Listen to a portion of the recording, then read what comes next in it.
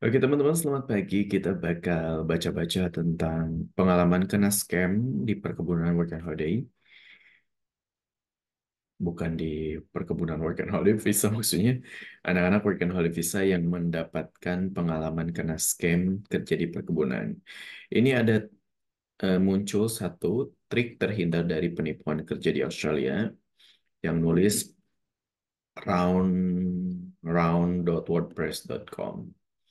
Oke, judulnya adalah trik terhindar dari penipuan kerja di Australia. Nah, tulisan ini saya tunjukkan untuk para calon pengelana di Australia dengan program Work and Holiday Visa. Bagi kalian yang baru akan berangkat, selamat ya. Setidaknya kalian punya peluang untuk menikmati WHV selama 2 tahun. Sekarang udah bisa 3 tahun ya. Sayangnya nasib saya tidak terlalu mujur, cuma dapat 1 tahun. Dulu sempat berpikir walau cuma setahun, tetap harus disyukuri karena untuk mendapatkan WHV tahun kedua ada persyaratan yang perlu dipenuhi. Seperti yang kita tahu, kalau kita pengen dapetin visa tahun kedua ataupun tahun ketiga, kita harus bekerja selama 3 bulan di regional untuk tak syarat tahun kedua dan syarat tahun ketiga itu kita harus kerja 6 bulan di regional area. Lanjut lagi, sebelum lebih jauh, mari samakan persepsi dulu nih. Kita sebagai orang Indonesia masuk ke dalam WHV subkelas 462, ada beberapa negara lain yang masuk ke kategori yang sama. Selain itu, ada juga WHV subkelas 417. Kemudian intinya si kedua visa ini memperbolehkan pemegangnya untuk bekerja, berlibur, dan atau belajar di Australia dengan syarat dan ketentuan tertentu selama setahun. Lalu kenapa ada 2 subkelas? Nah, bagi mereka yang mendapatkan subkelas 417, mereka berkesempatan untuk mendapatkan WHV tahun kedua, asalkan bekerja di sektor dan regional tertentu. Biasa disebut 88 days of regional work. Terus dia juga nulis update. Informasi per 19 November 2016, pemegang subkelas 462 juga berhak atas visa tahun kedua. Keterangan lebih lengkap bisa lihat di sini. Jadi ini artikel udah cukup lama ya. Udah lama banget dari 2016. Dan berarti tahun itu dia cuma bisa eh, ngajuin tahun kedua gitu. Kalau sekarang udah bisa sampai ngajuin tahun ketiga. Jadi informasi ini masih pada saat 6 tahun yang lalu. Lalu nggak 6 tahun yang lalu sih, 2016. Berarti eh, itu sekitar kurang lebih sama dengan gue gitu. Oke, jadi ini sekitar 8 tahun yang lalu. Nah, persyaratan 80 hari of regional work itu yang buat saya merasa bersyukur memegang WHP subkelas 462. Kenapa begitu? Saya nggak mesti pusing milih-milih kerjaan dimanapun, saya bebas, nggak kebayang kalau saya harus mikirin 88 hari of regional work. Soalnya banyak bisnis tipu-tipu yang memanfaatkan para working holiday maker. Saya sendiri sih nggak pernah kena tipu, tapi sering dengar cerita dari para teman pemegang WHV 417 betapa menyebalkan mafia yang mengincar para pemegang WHV. Nah, karena ada kemungkinan WFM 462 menjadi 2 tahun, saya mau berbagi pengalaman supaya teman-teman nggak kena tipu oleh para mafia. Dan tulisan ini berdasarkan pengalaman saya menjalani WHV pada Oktober 2014 sampai Oktober 2015. So, berarti ini lebih senior dari gue nih. Gue nggak pernah baca dulu artikel ini. Semakin menjauh dari kategori jemari cantik, sepengamatan saya banyak pemegang WHV 417 yang agak frustasi mencari regional work dan ujung-ujungnya mereka terjebak ke rumah para mafia yang menawarkan pekerjaan di perkebunan. Scam di industri ini paling sering saya dengar, mungkin karena jumlah working holiday maker di sektor ini lebih banyak ketimbang yang lainnya. Ada beberapa sektor yang bisa dipilih para working holiday maker untuk menuntaskan persyaratan. Antara lain konstruksi, perkebunan, pertambangan, pengolahan daging, apalagi ya. Lupa kata dia. Tetapi entah kenapa sektor perkebunan yang paling sering dilirik. Menurut saya itulah sumber masalahnya. Jumlah peminat yang banyak itu menjadikannya ladang basah bagi para mafia menjaring mangsa. Siapa yang disebut mafia sih? Nah, di Australia bisa saya berikan contoh hanya dari sektor perkebunan ya, karena mayoritas waktu kerja saya di Australia di sektor ini. Jadi si Kak Round Round ini tuh dia banyak kerja di industri perkebunan. Istriku ngasih makan nasi goreng. Sorry guys. Yang pertama itu kontraktor yang menjanjikan pekerjaan. Kemudian working hostel lazim juga disebut backpackers hostel. Kedua istilah itu merujuk pada tempat tinggal sewaan yang menyediakan pekerjaan bagi siapa yang menginap di situ. Seburuk apa sih kelakuan mafia-mafia itu? Yang pertama membayar upah pekerjaan di bawah standar minimum. Yang kedua memaksa kalian untuk tinggal di akomodasi yang mereka punya dengan harga sewa selangit dengan kualitas yang kadang melantai. Kalau nggak mau tinggal, jangan harap kalian bisa terus bekerja. Waktu kerja yang sedikit dalam seminggu, enggak sedikit yang ujung-ujungnya berhutang pada kontraktor atau working hostel, karena penghasilan yang sedikit bikin sulit bayar akomodasi. Kemudian mencatut upah. Pengalaman seorang teman, upahnya selalu dicatut pemilik hostel karena pemilik kebun memberikan upah tidak langsung kepada pekerja. Teman bilang seharusnya dia mendapatkan upah $18 per jam, tetapi cuma mengantongi $15 per jam. Eksploitasi seksual satu ini sih ekstrim banget. Seorang teman pernah dapat tawaran untuk bobo bareng dan setelahnya dia tidak perlu khawatir untuk urusan kerja. Sekali bobo dianggap sudah kerja sehari.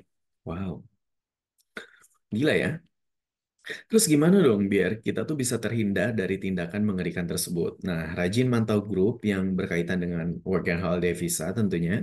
Selain grup WFH Indonesia di Facebook, bisa juga gabung di grup Australia Backpackers atau Backpackers Jobs in Australia. Banyak yang sering berbagi soal mafia mana saja yang patut diwaspadai, mafia perkebunan terutama. Kalau kalian dapat pekerjaan dari seseorang, coba lempar ke forum detail pemberi kerja. Siapa tahu ada yang punya pengalaman atau mencari tahu riwayat calon pemberi kerja itu wajib sebelum mulai kerja. Yang kedua, sebisa mungkin hindari kontraktor atau working hostel. Usahakan langsung berhubungan langsung dengan pemilik tempat kerja. Hal ini menguntungkan karena gaji kita nggak bakal dicatut atau dipotong. Saya punya pengalaman sekali mendapatkan pekerjaan dari working hostel karena biaya sewa terlalu mahal. Saya cari tempat tinggal sendiri. Kenapa saya berani? Karena gaji saya langsung masuk ke rekening pribadi, nggak ada perantara. Kebetulan tempat kerja saya merupakan perusahaan besar jadi pihak working hostel nggak ada kuasa untuk mengancam saya nggak bisa kerja di perusahaan itu. Oh iya, jangan naif ya. Jangan anggap kalau ketemu kontraktor dari satu negara yang sama akan beda nasibnya. Selalu curiga, kadang penting juga apalagi berhubungan sama duit. Cari pekerjaan yang mau bayar per jam. Di Australia pengupahan ditentukan oleh dua cara, per jam atau per kontrak. Saya lebih suka dibayar per jam karena saya termasuk lambat dan jenis pengupahan ini bikin saya tenang karena nggak perlu gerak cepat. Berbeda dengan kerja kontrak, pengupahan berdasarkan hasil akhir kita dalam sehari. Ini kayak apa ya? Sistem borongan kali ya. Misal bekerja metik jeruk ditentukan kalau satu bin yang bisa diisi jeruk yang berat totalnya sampai 200-an kilo dihargai 30 Australian dollar gitu. Kalau dalam sehari cuma bisa menuhin satu bin, ya penghasilan hari itu cuma 30 Australian dollar atau 300 ribu rupiah. Kalau mau lebih, ya harus kerja lebih cepat lagi. Nah, menurut saya, kali pertama kerja di kebun ada baiknya meminta bayaran per jam. Tapi kalau kalian pikir kalian cukup cekatan, nggak masalah juga ambil pekerjaan kontrak. Karena mungkin upah yang didapat bisa lebih besar. Oh ya, untuk standar minimum upah di bidang perkebunan, saya pukul rata ya, sekitar $17 per jam. Dan juga ada tambahan superannuation semacam duit pensiun yang dikontribusikan oleh perusahaan. Nah, kalau ada yang menawarin di bawah rate tersebut, harap berhati-hati. Hal lain yang perlu diingat, besaran upah di Australia akan berbeda tergantung jumlah jam dan hari kerja. Berdasarkan pengalaman pribadi nih, dengan status sebagai pekerja casual, saya berhak atas 38 jam kerja per minggu. Jika saya bekerja lebih dari batas tersebut, upah per jam saya menjadi 1,5 kali lipat untuk tiap kelebihannya atau overtime pay. Misal saya bekerja 40 jam dalam satu minggu, untuk 38 jam saya mendapatkan upah normal, sedangkan 2 jam sisanya saya mendapatkan upah 1,5 kali dari normal untuk tiap jamnya. Pun demikian untuk upah bayaran pada akhir pekan, setiap Sabtu dan Minggu upah saya bisa sampai 2 kali lipat dari hari biasa. Nah, hidup di Australia nggak murah, jadi jangan mau dibayar murah. Nggak apa-apa deh dibayar murah juga asal kerja. Kalimat ini pernah jadi pegangan saya waktu awal-awal bertahan hidup. Saya pernah nerimo dapat upah cuma $40 setelah bekerja 8 jam dalam sehari. Kalau dikonversi ke rupiah, upah saya jadi menarik. Tetapi untuk Australia jumlah tersebut nggak ada apa-apanya. Jadi kalau misalnya dia dibayar 400.000, kalau kita lihat, wih gede juga 400.000 gitu seharian. Tapi 400.000 tuh nggak ada apa-apanya di Australia. Kalau cuma sebentar emang nggak masalah karena hitung-hitung nambah pengalaman. Tapi kalau kelamaan justru kita membiarkan diri sendiri dieksploitasi. Seenggaknya untuk 8 jam kerja per hari kita harus mengantongi lebih dari $130. Percaya deh. Banyak banget perkebunan di Australia yang ngasih upah layak. Jadi kalau kalian merasa upah terlampau kecil dibanding tenaga yang dikeluarkan, ya udah mundur, teratur dan cari pekerjaan baru yang lebih baik. Umumnya pekerjaan perkebunan ramai menyerap tenaga kerja saat musim panas tiba. Banyak hasil pertanian musiman yang siap dipanen. Kalau kalian mantengin situs macam Gumtree, pasti banyak yang bakal nawarin pekerjaan yang nampak menggiurkan. Sebelum melamar, ada baiknya cari tahu benar-benar siapa si pengiklan dan juga lokasi perkebunan. Sekali lagi jangan naif dan bilang kerja di mana aja deh, yang penting kerja. Gak boleh kayak gitu guys. Australia luasnya minta ampun dan lokasi perkebunan bisa jadi di antah berantah yang akses kendaraan umumnya minim, pertimbangkan budget transportasi supaya enggak kehabisan duit. Kalau sampai amit-amit ternyata kena scam di perkebunan yang entah di mana itu masih punya duit untuk balik ke kota. Jangan bayar di muka untuk mendapatkan pekerjaan, silahkan lambaikan tangan kalau ada yang meminta duit sebagai jaminan untuk mengamankan pekerjaan. Banyak yang bilang kerja di Australia itu berat. Saya percaya dengan pernyataan ini karena saat di Jakarta saya kebanyakan bekerja di dalam ruang. Pas sampai sini saya harus bekerja di luar ruang dan sangat menguras energi dan fisik tentunya. Maka dari itu determinasi itu penting. Pernah seorang teman bercerita kalau dia mendapat pekerjaan yang cukup parah memetik jeruk yang pohonnya cukup tinggi. Penghasilan dia per hari enggak seberapa, tetapi dia coba bertahan selama seminggu dan terus berusaha bekerja cepat karena dia dibayar per kontrak. Usaha dia nggak sia-sia, supervisor suka dengan etos kerja si teman, dan minggu berikutnya dia mendapatkan upah per jam dan dipindahkan ke bagian pengepakan yang artinya tidak harus berpanas-panasan lagi. Oke, selesai sudah sesi berbagi pengalaman dari saya.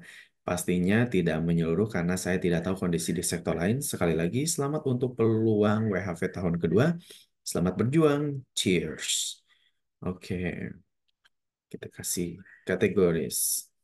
Oh, ini Kak Evi berarti nih, round and round ini. Kak Evi yang pergi ke Kolombia. Kalian bisa cek websitenya, kalian bisa baca-baca sendiri ya.